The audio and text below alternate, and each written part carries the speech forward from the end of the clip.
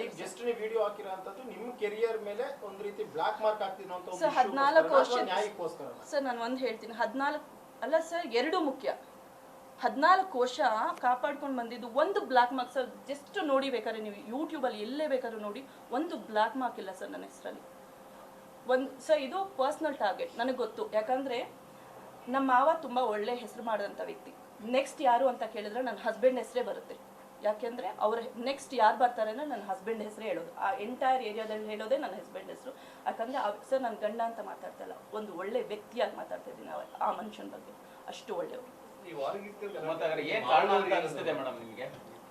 Sir sir ಏನು ಮಾಡ್ತಾರೆ sir ಪಾಪ ಈಗ ಏನಾದರೂ ಕೂತ್ಕೊಂಡು ಇತ್ಯರ್ಥ ಮಾಡ್ಕೊಳ್ಳೋಣ ಅಂತ ಅನ್ಕೊಂಡಿದ್ರೆ ಅಥವಾ ಕಾನೂನಾತ್ಮಕ ಹೋರಾಟ ಮಾಡಬೇಕು? ಎಸ್ ಸರ್ ಇನ್ನೊಂದು ನಾನು ಹೇಳ್ತೀನಿ, ಈ ಕ್ರೈಮ್ ನಂಬರ್ 63 ಆಫ್ 2026 ಅಂದರೆ ಅವ್ರು ಕೊಟ್ಟಿರೋ ಕಂಪ್ಲೇಂಟ್ ಪ್ರಕಾರ ಈಗ ನೀವು ಕೇಳಿದ್ರೆ ಒಂದು ಪ್ರಶ್ನೆ ಕೇಳಿದ್ರೆ ಯಾಕೆ ನೀವು ಪೊಲೀಸ್ ಸ್ಟೇಷನ್ಗೆ ಹೋಗ್ಬೇಕಿರುತ್ತ ಒಂದು MLC ರಿಜಿಸ್ಟರ್ ಆಗುತ್ತೆ. ಒಫೆನ್ಸಸ್ ಏನು ಸೆಕ್ಷನ್ 17 ಮತ್ತು ಸೆಕ್ಷನ್ 109. ಸೆಕ್ಷನ್ 17 ಅಂತ ಹೇಳಿದ್ರೆ outraging the modesty of a woman, ಮತ್ತು ಸೆಕ್ಷನ್ 109 ಅಂತ ಹೇಳಿದ್ರೆ ಅಟೆಂಪ್ಟ್ ಟು ಮರ್ಡರ್. ಈ ಸೆಕ್ಷನ್ಸ್ ಇದ್ದಾಗ ಮತ್ತು ಇಂಥ ಘಟನೆ ನಡೆದಿದ್ದಾಗ ನಾನು ಹೇಳ್ತೀನಿ, ನಾನು ಅದ್ರ ಬಗ್ಗೆ ನಾನು ಮಾತಾಡೋಕೆ ಹೋಗಲ್ಲ, ಏನಾಗಿದೆ ಏನಾಗಿಲ್ಲ ಅಂತ ಹೇಳಲ್ಲ, ಬಿಕಾಸ್ ಪೆಂಡಿಂಗ್ ಇನ್ವೆಸ್ಟಿಗೇಷನ್ ಇದೆ. ಬಟ್ ಅದಿದ್ದಾಗ MLC ರಿಜಿಸ್ಟರ್ ಆಗಿದ ನಂತರ ಪೊಲೀಸ್ ಸ್ಟೇಷನ್ ಅಂದರೆ ಕನ್ಸರ್ನ್ ಪೊಲೀಸ್ ಸ್ಟೇಷನ್ ಅಫಿಷಿಯಲ್ಸ್ ಬಂದ್ಬಿಟ್ಟು ಅವ್ರ ಸ್ಟೇಟ್ಮೆಂಟ್ ತೊಗೊಂಡ್ಬಿಟ್ಟು ಅದರ ಆಧಾರದ ಮೇಲೆ FIR ರಿಜಿಸ್ಟರ್ ಆಗಿರೋದು.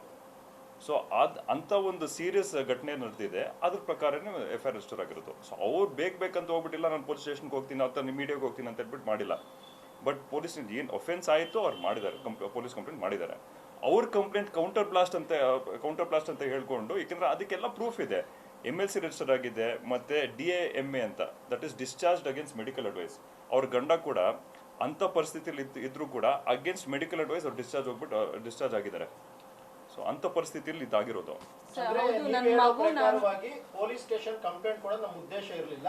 MLC ಮೇಲೆ ಪೊಲೀಸರು ಬಂದು ಸ್ಟೇಟ್ಮೆಂಟ್ ಮಾಡ್ಕೊಂಡಾಗ ಈ ಒಂದು ಕೇಸ್ ರಿಜಿಸ್ಟರ್ ಆಗಿದೆ. ಈಗ ನೆಕ್ಸ್ಟ್ ಸ್ಟೆಪ್ ನೀವೇನಾದ್ರೂ ಕೂತ್ಕೊಂಡು ಕುಟುಂಬದಲ್ಲಿ ಇತ್ಯರ್ಥ ಮಾಡ್ಕೊಂಡಿದ್ದಾರೆ ಸರ್, ನಮ್ಮ ಮಾವನೂ ಇದ್ದಾರೆ ಸರ್, ಅಂಡ್ ನನ್ನ ಹಸ್ಬೆಂಡ್ ಹೇಗೆ ತಗೊಂಡು ಹೋಗ್ತಾರೆ, ಅಂಡ್ 100% ನ್ಯಾಯ ಬೇಕು ಸರ್. ನನಗೆ ಯಾವಾಗಲೂ ಹೊಡ್ಸ್ಕೊಂಡು ಕೂತ್ಕೊಳ್ಳೋಕೆ. ನ್ಯೂಸ್ ಫಸ್ಟ್ ನಿರ್ಭೀತಿಯಿಂದ ನಿಮ್ಮ ಪರವಾಗಿ.